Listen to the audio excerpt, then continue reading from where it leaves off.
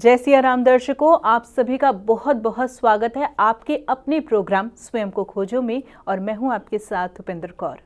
दर्शकों, इस कार्यक्रम के माध्यम से हम इस बात को समझने का प्रयास कर रहे हैं कि यदि श्री राम को वनवास ना होता तो ऐसे में दिए गए श्रापों का और वरदानों का क्या होता। ऐसे में पिछले कार्यक्रम में हमने चर्चा की थी कि जब चित्रकूट धाम में सभा हुई तो ऐसे में वहां पर क्या कुछ विशेष प्रसंग रहा। और अब हम यह बात को करने वाले थे कि जब भरत जी को प्रभु की चरण पादुकाएं मिली तो ऐसे में क्या कुछ विशेष प्रसंग रहा। ऐसे में इस कार्यक्रम में हम आज उस प्रसंग पर चर्चा करेंगे, तो कार्यक्रम बहुत ही ध्यानपूर्वक देखिएगा। और यह समस्त जानकारी देने के लिए हमारे साथ स्टूडियो में उपस्थित हुए हैं हमारे बेहद ही खास मेहमान। जी हाँ, हम बात कर रहे हैं मोटिवेशनल स्पीकर सौरभ जी की। तो आइए सबसे पहले मिलकर उनका स्वागत करें। जय सिया राम सर, बहुत बहुत स्वागत है आपका। बहुत बहुत आपका भी स्वागत है, सभी श्रोताओं और दर्शकों का भी बहुत बहुत स्वागत है। सर, पिछले कार्यक्रम में हमने यह जाना था कि चित्रकूट धाम में सभा हुई और वहां पर अब जो है भरत जी को प्रभु की चरण पादुकाएं मिलने वाली है। तो ऐसे में उस दौरान क्या कुछ विशेष प्रसंग रहा, क्या कुछ विशेष वार्तालाप हुई, अब आपसे जानना चाहेंगे। जैसा कि हम लोग कर रहे थे कि जो सभा हुई है, सभा में क्योंकि सारे अवध से जो लोग आए हुए हैं, महर्षि वशिष्ठ वगैरह वो भी हैं, उधर जनकपुर से महाराज जनक वगैरह भी आए हुए हैं। तो उस सभा में ऐसा कि बताया था पहले एपिसोड्स में, बराबर दौड़ चल रहे थे, जिसमें ऐसा हुआ कि इधर जो इंद्र हैं वो उससे बड़े परेशान हो गए थे, क्योंकि उन्होंने जब देखी भरत जी की स्थिति कि कहीं ऐसा ना हो प्रभु प्रेम को, क्योंकि सर्वोपरि मानते हैं, कहीं उनके प्रेम में आकर कहीं निर्णय बदल दें, तो वो व्याकुल रहते हैं।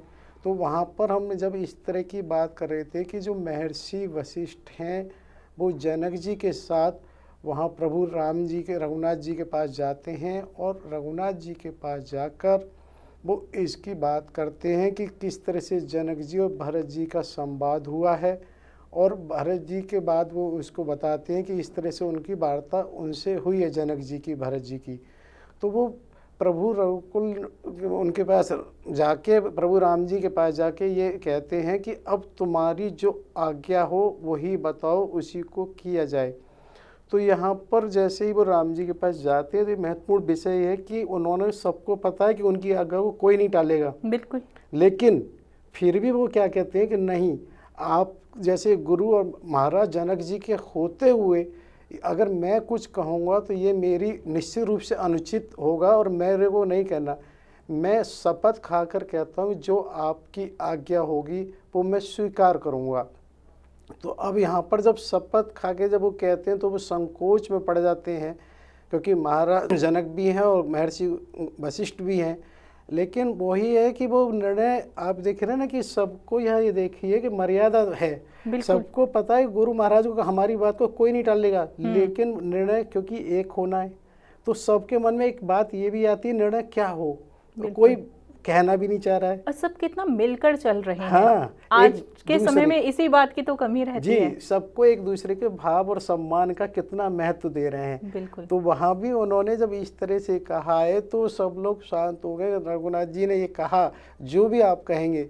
तो उस स्थिति में सभा में वहाँ पर ये होता है, भरत जी की ओर देखते हैं, और जब भरत जी वहाँ बैठे होते हैं वो समझ जाते हैं, तो भरत जी वहाँ खड़े होकर सबको अलग अलग निवेदन करते हैं और इस बात को कहते हैं कि छोटे मुंह में धृष्टता कर रहा हूँ, इसके लिए मुझे क्षमा करेंगे, क्योंकि जो मैं कहने जा रहा हूँ कि मुझे मालूम है, लेकिन सबको ये है। तो उसी समय फिर वो अपने मन में भगवान राम और सीता का वो स्मरण करके तब वहाँ वो उनको कहते हैं कि हे प्रभु, तात आप ही हमारे माता हैं, पिता हैं, गुरु हैं, स्वामी हैं, सर्वहितैषी हैं, सब कुछ आप ही हैं। तो एक तरह से वो उनसे इस तरह से ये कहते हैं कि आप जैसा स्वामी कौन होगा।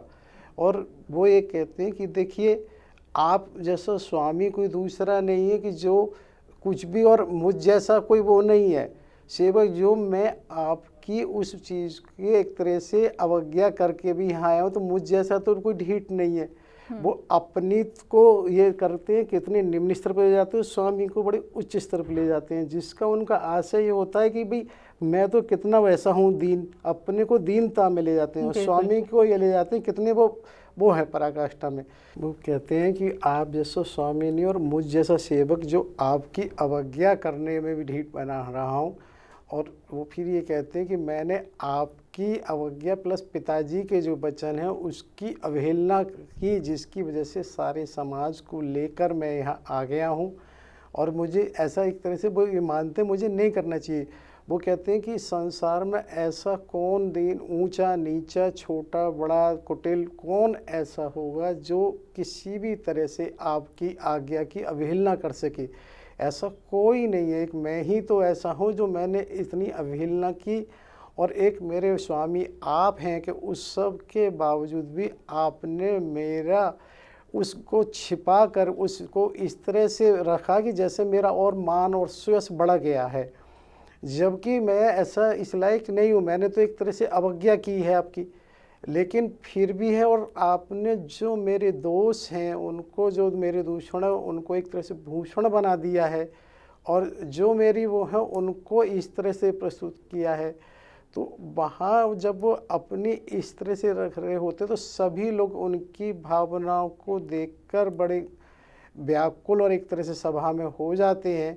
सबको ये लगता है उनकी भावना इस तरह से है कि वो इसको कैसे समझा जाए कि वो अपने को इस तरह से प्रस्तुत करते हैं। फिर भरत जी कहते हैं, हे नाथ आपकी रीति नीति इतनी है, सारे उसमें वेद शास्त्रों में है कि कोई भी कैसा भी नीच, कोई भी व्यक्ति कुटिल कामी अगर आपको एक बार किसी तरह से स्मरण कर ले या आपको नमन कर लेता है तो आप उसके सब अवगुणों को बिल्कुल ना देख के उसको स्वीकार कर लेते हैं, और उसकी जो गुण होते हैं उनको सबके सामने जाहिर करते हैं।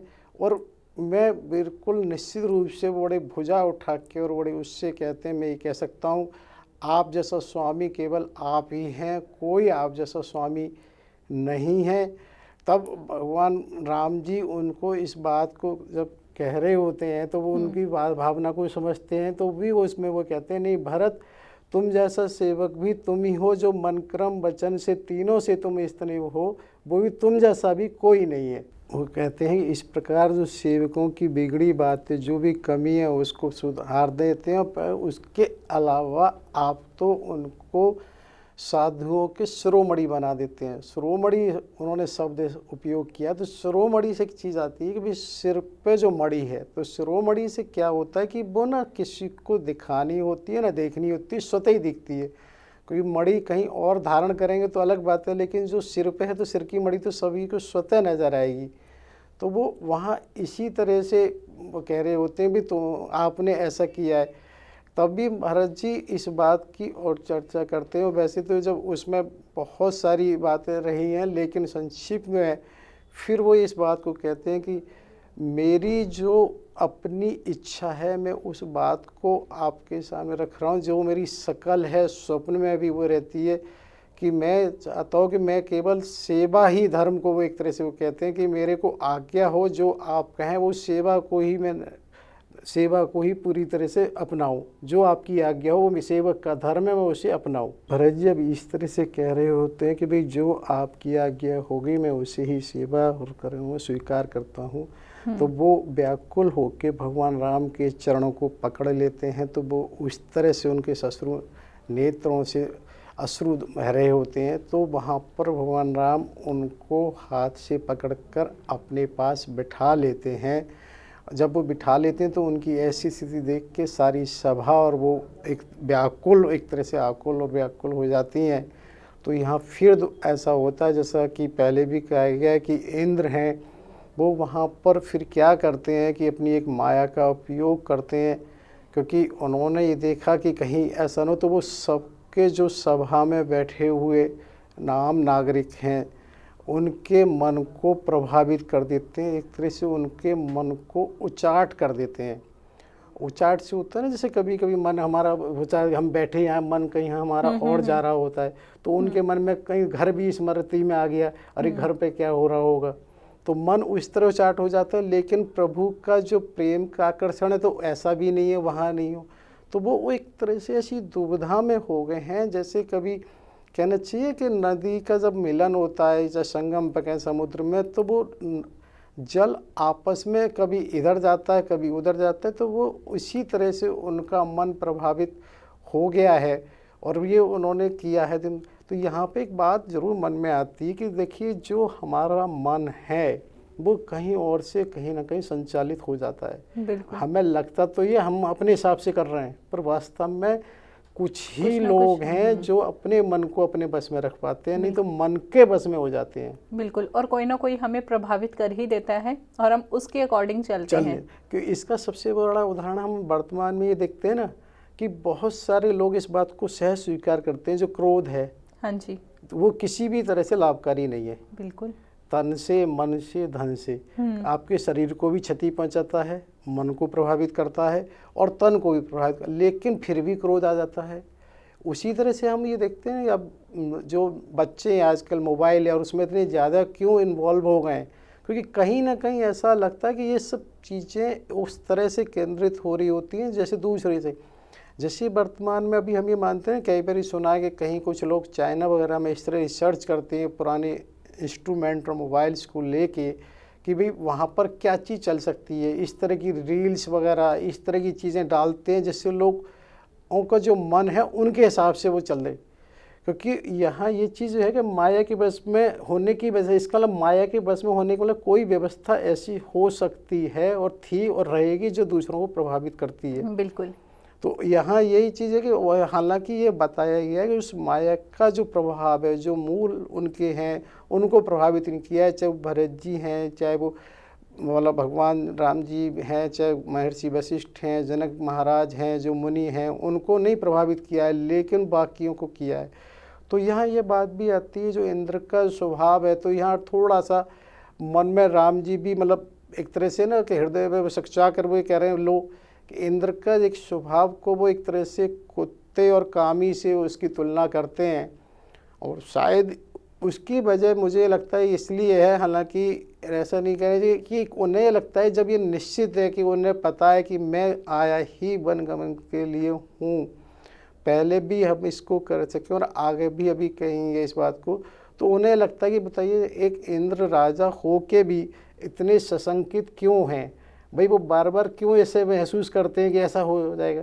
भाई वो एक राजा है, ठीक है, उनकी एक व्यवस्था है कि बहुत सारे श्राप और वरदान हैं, उनको कैसे पूरा होना, तो ये हमें लगता है कि उनकी शंका होना इसलिए स्वाभाविक है, किसी वजह से भी ऐसा हो गया तो फिर क्या होगा वरदानों का और श्रापों का। तो उनकी शंका अपनी जगह है, लेकिन भगवान जी इसलिए ऐसा कहते हैं भाई उन्हें मेरे ऊपर विश्वास रखना चाहिए। तो वो विश्वास न होने की वजह से एक तरह से उनको वो उस श्रेणी में रखते हैं कि भाई जैसे कुत्ता होता है वो दाएं बाएं मुंह मारता है, ऐसे वो उसको ऐसा कहते हैं। तो उस चीज़ को कहने की वजह से ही इस बात को समझने की बात होती है कि देखिए इंद्र की भी मजबूरी क्या है।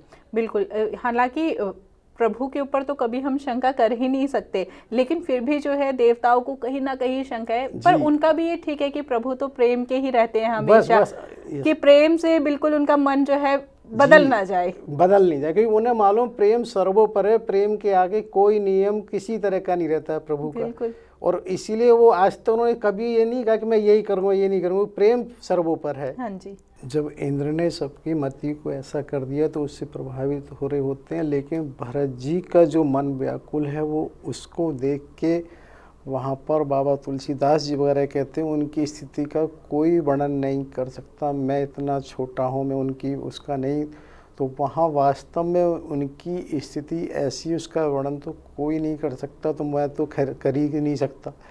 तो तब मुझे ये है कि बस उनके वर्णन की बजाय फिर हम उसमें आगे बढ़ते हैं कि जो प्रभु राम जी हैं जो धर्म धुरंधर धीर हैं, उस समय की स्थिति परिस्थिति को देखकर तब वो वहाँ खड़े होते हैं और वो ये कहते हैं कि हे तात भरत तुम इस स्थिति को ये समझो जिससे कि हमारे पिता की जो रकुल की रीति है, पिताजी की जो यश कीर्ति है वो नीति है उसमें किसी तरह से, और उसके अलावा वहाँ पर उन्होंने एक और भी कहा है कि जो वर्तमान समय कि शत्रु के, तो शत्रु के भाव का भी तुम बेहतर समझ सकते हो। तो मुझे लगा कि शत्रु शब्द का उपयोग क्यों किया, क्योंकि अभी तो कोई शत्रु है नहीं।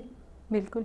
तो यानी कि हुआ क्या कि यहाँ जो मंत्रणा हुई है, कहीं ऐसा भी आता है कि इस मंत्रणा में इस तरह से इसको गुप्त रखा गया है कि जो वहाँ के जो स्थानीय भील किरात वगैरह थे वो उसमें नहीं शामिल हुए हैं, क्यों नहीं हुए? क्योंकि कहीं उस मंत्रणा में इस तरह से रखा गया है, और ये हमने पहले भी चर्चा की थी कि भगवान से भरत जी ने जब विकल्प दिए गए बन जाने के लिए कि हम ऐसा भी कर सकते हैं कि आप लौट जाइए, उन्होंने कहा कि हम तीनों भाई चले जाएं, ये भी विकल्प दिया मैं आपके साथ चलूं, लक्ष्मण लौट जाए, या ये ऐसे भी कहा उन्होंने।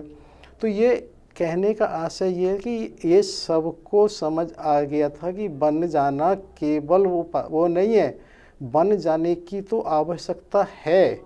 अब वो बन का जो कार्य है वो, लेकिन क्योंकि जो स्थानीय लोगों से संपर्क हो रहा है, सहानुभूति मिल रही है, जो सहयोग मिल रहा है, यदि उन्हें ये पता लगेगा कि ये सब इन्होंने एक तरह से जानबूझ के एक नाटक के रूप में किया, तो वो सहयोग नहीं मिलेगा।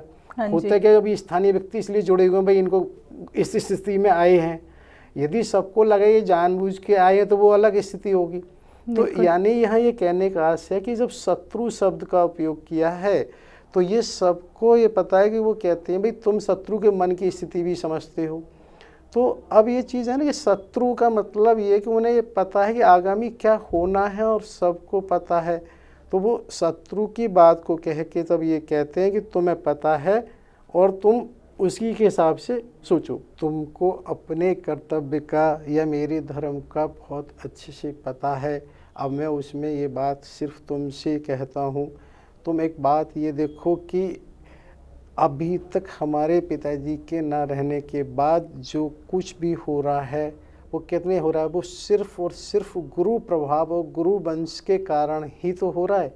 एक तरह से उन्होंने इस बात को ऐसे कहा है कि अभी कम से कम 40 दिन से अधिक समय हो गया, तो अभी तक कहीं कोई दिक्कत आई किसी तरह की? तो वो इस बात को कह रहे हैं कि जो कुछ हो रहा है वो गुरु वंश से और गुरु के आशीर्वाद से ही हो रहा है, तो हम उसमें क्यों ऐसा सोचें। तो यहाँ उनका ये आशय विशेष रूप से था, गुरु वंश जो शब्द कहा है कि जो गुरु हैं उनके हिसाब से कहो, या वहाँ गाय माता जो नंदनी है, जो जिनके आशीर्वाद से सब लोग लेके आए थे, और ऐसा माना जाता है और आगे भी चर्चा कहीं आएगी कि नंदनी माता का वास्तव में इतना प्रभाव था कि जो उनके बारे में जानता है तो उनकी वजह से कोई कुछ कर ही नहीं सकता। तो इसीलिए शब्द उन्होंने गुरु वंश कहा है। और ये तो बहुत पहले भी हमने कहा था कि अल्टीमेट पहले भी जब कौशल्या और दशरथ जी का विवाह हो रहा था तो उस समय भी जब विघ्न आया था तो महर्षि वशिष्ठ ही सब कुछ हो थे। तो वहाँ इसी तरह से इस बात को कहते हैं कि गुरु प्रभाव से ही सारे काम अभी तक हो रहे हैं और उसी के उससे होंगे। तो इस बात को वो ये कहते हैं कि गुरु के जो है और महाराज जनक हैं उनके देखरेख में कहीं कोई दिक्कत है ही नहीं है। बिल्कुल भाई हमें क्या सोचना है, भाई हमें और उसको क्लेश की ज़रूरत नहीं है। जब महाराज जनक हैं, महर्षि गुरु हैं, उनके आशीर्वाद से सब कुछ होना है। बस हमें तो ये करना है, तुम्हारा ये काम है भी तुम महर्षि गुरु के आशीर्वाद से मंत्रियों और उससे उनकी जो भी निर्देश और आज्ञा उनका पालन करना चाहिए। एक तरह से उनको ही ध्यान में रखते हुए आगे बढ़ने की बात रहनी है। भरत जी से वो कहते हैं कि तुम भी वही करो, मुझसे वो कराओ, और आज्ञा रूपी साधना ही एक ऐसी वो है जो कि सब कुछ उपलब्ध कराती है। उनका ये मानना है कि एक आज्ञा रूपी ऐसा अगर उसका पालन करते हैं तो उसी से हमें कहना चाहिए एक तरह से ऐश्वर्यमय और वो सब त्रिवेणी है, तो उसी से साधना से हमें ये उपलब्धि हो जाती है। तो वास्तविकता ये है कि आज्ञा दूर से ऐसा लगता है, लेकिन आज्ञा को हम मानते हैं ना, इसको जैसे कई बार मिलिट्री वगैरह हम देखते हैं कि जो आज्ञा देता है जवाबदेही उसकी होती है, आज्ञा पालन करने वाले की नहीं होती है। तो यहाँ वो इस बात को बराबर ये कहते हैं कि आज्ञा दोगे और तुम उसका जो पालन करोगे उसी के हिसाब से करो।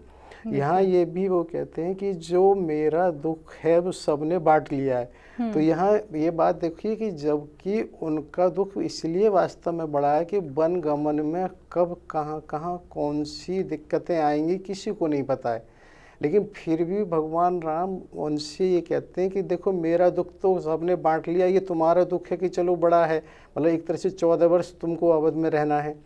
यानी कि यहाँ वो अपने दुख को तो इतना कम मान रहे हैं कि जैसे सबने बांट लिया है, और उनके दुख को वो बड़ा कर रहे हैं। बिल्कुल। जबकि वास्तव में दुख तो उन्हीं का है कि जब वो वन में बिना किसी उसके जा रहे हैं। क्योंकि यहाँ हमें ये महत्वपूर्ण है कि अभी तक हम क्या करते हैं, अपने दुख का बड़ा मानते हैं। यहाँ उन्होंने अपने दुख को नहीं बड़ा माना है, उन्होंने भरत जी के दुख को कहा, ये 14 वर्ष का भी तुम्हारे दुख बड़ा है, लेकिन कोई बात नहीं, सबके मार्गदर्शन में ऐसा हो जाएगा। तो यहाँ यही चीज़ें बहुत महत्वपूर्ण हैं और वो इसको विशेष रूप से कहते हैं भाई सेवक। तो क्या होता है ना, जैसे जब उन्हें लगा कि सेवक मुझे स्वीकार कर लिया है, तो भरत जी की मन स्थिति एकदम बदल जाती है। क्योंकि अब तो उन्हें लगा ना कि प्रभु ने मुझे सेवक कर लिया, तो प्रभु स्वामी हो गए। जब स्वामी और सेवक हो गए तो फिर तो कोई बात रहती ही नहीं है। तब वो कहते हैं कि नहीं, हितात मुझे आपके साथ जाने का ही फल मिल गया, यानी कि साथ जाकर भी तो सेवा ही करनी है, और सेवा अब आपने मुझे दे दी। तो वो इस तरह का भाव रखते हैं। और यहाँ एक शब्द मैंने देखा ही, तात, सबने सबके लिए उपयोग किया है। छोटे ने बड़े भाई के लिए, बड़े भाई छोटे गुरु के लिए भी किया है। तो शायद ये तात जो शब्द है एक तरह से प्रेम वाली शब्द होना चाहिए, क्योंकि गुरु ने भी उसके लिए यूज़ किया, भगवान के लिए भगवान ने भी उसमें यूज़ किया, छोटों के लिए माता भी यूज़ करती हैं, और सब ने एक दूसरे को उपयोग में लाया गया है। तो ये तात से जो तात्पर्य है कहीं ना कहीं एक तरह से प्रेम रूपी है। तो यहाँ भरत जी इस बात को जब कहते हैं कि मेरे को आपके साथ जाने का ही वो मिल गया, क्योंकि साथ जाने से उन्हें सेवा करने को ही तो मिलनी थी। भाई भगवान राम जी वहाँ जाएंगे तो भी उनके ही स्वामी हैं, अब उन्होंने उस सेवा का रूप उन्हें दे दिया है, जिसकी वजह से वो ये कहते हैं कि नहीं, लेकिन मेरा अब एक निवेदन है कि मैं वहाँ से बहुत सारे तीर्थों का जल लेकर आया हूँ अभिषेक के लिए, उसके लिए मेरे लिए क्या है। तो यहाँ ये ना तीर्थ, तो जैसे कहना चाहिए तीर्थ का जो आशय है कि तीर प्लस अर्थ, उसको संधि विच्छेद करते हैं कि जैसे तीर को हम ये मान सकते हैं ना कि एक रैपिड चार्जिंग। तीर्थ हमारे वास्तव में वो है जिनके वहाँ से कि बहुत अच्छी, जिसे हम ये कह रहे हैं कि वहाँ से व्यक्ति की जो कनेक्टिविटी है, जिसे कहना चाहिए कि योग कर रहे हैं, हमें उस सत्ता से जुड़ने के बहुत बड़े अच्छे से सहज माध्यम है। तो वो तीर्थों के जल की बात यहाँ करते हैं, भरत जी लाए हैं। साथ ही वो ये कहते हैं कि मेरे मन में एक जिज्ञासा और संकोच है, मैं कुछ कहना चाहता हूँ। तो वो कहते हैं नहीं नहीं, संकोच तुम कहो क्या है। तो वो इस बात को भी रखते हैं कि जो चित्रकूट में बहुत से स्थान और वो हैं जैसे एक जिनसे भगवान जुड़े रहे हैं, चाहे वो वृक्ष हैं, कूप हैं, उनसे मैं दर्शन करना चाहता हूँ। तो इस बात को कहते हैं। तो ये तुरंत वहाँ पर भगवान राम भरत जी से ये कहते हैं कि जिस जल की बात है, वहाँ जो महर्षि अत्रि जी हैं उनकी आज्ञा लेकर जैसे वो कहें वैसे करो, क्योंकि अत्रि जी को इसलिए कहा गया कि हमने पहले के एपिसोड्स में चर्चा की थी कि माता अनसुईया और अत्रि जी के बारे में कि वो कैसे कैसे कहाँ रहे, जब उनकी वजह से ही चित्रकूट में मंदाकिनी जी का प्राकट्य हुआ था। और जब इतना अकाल पड़ा, क्योंकि ये दिव्य आत्मा थी तो यही रही हैं, तो एक तरह से सब कुछ अत्रि जी की वजह से चित्रकूट में है। तो वो यहाँ पर ये बात कहते हैं कि जैसे महर्षि अत्रि जी कहें वैसे ही तुम करो। तो ये है कि हमारे यहाँ इस चीज़ को और थोड़ा सा बताते हैं कि कोई भी कार्य करने ना एक तरह से बड़ों को सम्मान देना होता है। बिल्कुल। और ये पहले परिवारों में भी होता था कि सम्मान देने के बाद में उससे इसमें क्या पूछना, क्या बताना, वो बताना पूछना नहीं है, एक दूसरे से जुड़ना और जोड़ना है। अभी भी कुछ परिवारों में ऐसा देखा जाता है, हालांकि ये जो है ना कम होती जा रही है चीज़, एक सम्मान जो है नहीं दिया जाता है, या फिर ये जो पूछने वाली बात होती है, एक तरीका ही तो होता है कि वार्तालाप का, हम अपने बड़ों को सम्मान दे रहे हैं। नहीं, उससे एहसास होता है कि वो बड़े हैं और हम छोटे हैं। हाँ जी। अब अगर हम ये काम वही होना है, अब आप छोटे छोटे काम भी पूछ लें। पहले मैंने ये देखा था कि महिला अगर होती थी सासू माँ के क्या बना लें क्या बना लें, तो और कुछ नहीं हो रहा है, वो उससे इग्नोर जो हो जाते हैं ना, उनकी उपस्थिति ऐसी रहती है, वो हैं। तो उसी तरीके से आज ये भी देखा जाता है कि जो नए बच्चे किसी भी बारे में बाहर जा रहे हैं तो क्या पूछना, बिल्कुल क्या बताना। तो ये होने का आशय ये है कि इन सब चीज़ों से भी, छोटी छोटी चीज़ों से भी बहुत अंतर आता है। सब क्रियाओं का प्रतिक्रिया प्रतिफल जरूर होता है, और उसी वजह से परिवारों में जो पहले जुड़ाव था वो जुड़ाव कम हो रहा है, गैप आ रहे हैं। जैसा कि अभी हमने कहा ना कि जो अभिषेक के लिए जल है, जब ये बात हो गई कि इसको कहाँ स्थापित किया जाए, तो इससे अब इंद्र देवता हैं और वो सब सुनिश्चित हो गए कि अब तो कोई बात रह ही नहीं गई है। तो वहाँ पर ये आता है कि कल्प वृक्ष के फूलों की उन्होंने वर्षा की है, क्योंकि अब तो वो निश्चिंत हो गए, कोई बात लौटने की है ही नहीं है। और जब इस तरह के वातावरण में वहाँ जो जनसभा में सब उपस्थित लोग थे, तो वहाँ पर हर्ष और विषाद दोनों ही विषय हो जाते हैं, क्योंकि हर्ष भरत जी की स्थिति को देख के होता है, और विषाद इसलिए होता है कि अब तो लौटना तो पड़ेगा ही, तो उस लौटने की वजह से मन में विषाद रहता है।